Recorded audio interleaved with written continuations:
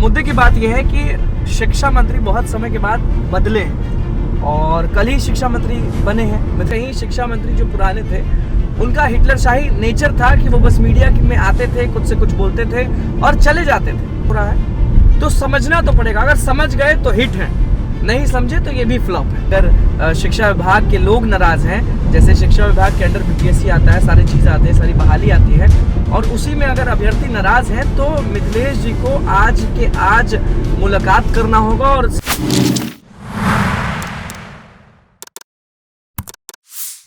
देखिए, जितने भी शिक्षक अभ्यर्थी हैं वो आंदोलन करने के लिए पहुंच गए हैं और वो सभी लोग ये डिमांड करते हैं, ये मांग करते हैं कि TRE4 का नोटिफिकेशन का जो नोटिस है वो आप निकाल दीजिए। नमस्कार, मैं अनुकुल तिवारी और आप वॉइस ऑफ देख रहे हैं। अभी हम रास्ते में हैं, पटना पहुंचने वाले हैं। आज पटना में हम नहीं हैं। बहुत अफसोस हो रहा है कि अभ्यर्थियों के साथ हम नहीं हैं, क्योंकि रीज़न हम पिछले वीडियो में आपको बता चुके हैं कि क्या कारण था, क्यों हम गायब थे, कहाँ हम थे। मुद्दे की बात यह है कि शिक्षा मंत्री बहुत समय के बाद बदले हैं और कल ही शिक्षा मंत्री बने हैं मिथिलेश तिवारी, और एक दिन भी नहीं हुआ और नए शिक्षा मंत्री को आंदोलन का सामना करना पड़ेगा। आंदोलन का सामना इसलिए करना पड़ेगा क्यों?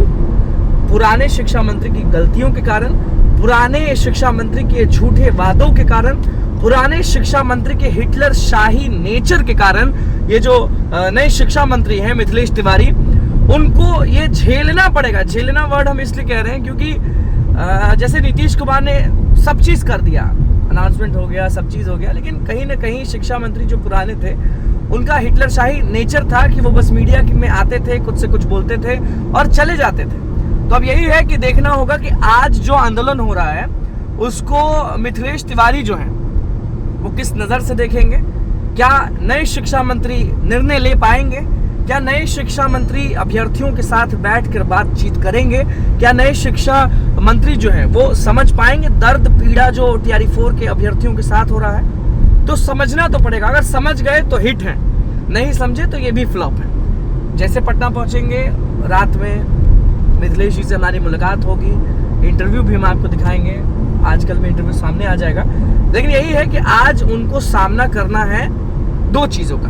पहला कि अगर अभ्यर्थी सड़क पर उतरते हैं तो उनको लाठी ना मिले, इसका गारंटी लें, क्योंकि नए शिक्षा मंत्री हैं, इमेज खराब हो जाएगा, एकदम खुला कहते हैं। दूसरा ये ध्यान देना है कि अगर समय है उनके पास, अगर वो फ्री हैं, फ्री होना ही पड़ेगा क्योंकि शिक्षा विभाग उनके अंडर है, और अगर शिक्षा विभाग के लोग नाराज हैं, जैसे शिक्षा विभाग के अंडर बीपीएससी आता है, सारी चीज़ आती है, सारी बहाली आती है, और उसी में अगर अभ्यर्थी नाराज हैं तो मिथिलेश जी को आज के आज मुलाकात करना होगा। और सबसे अच्छी बात ये हो जाएगी और वाहवाही हो जाएगी, सैल्यूट के पात्र बन जाएंगे शिक्षक अभ्यर्थियों के, कि अगर आज वो अभ्यर्थियों से मिल लें, मुलाकात कर लें और आज के आज ही अनाउंसमेंट कर दें TRE4 के नोटिफिकेशन का। और जो भी शिक्षक अभ्यर्थी चाहते हैं वो, अगर ऐसा वो कर देते हैं तो वो हीरो होंगे।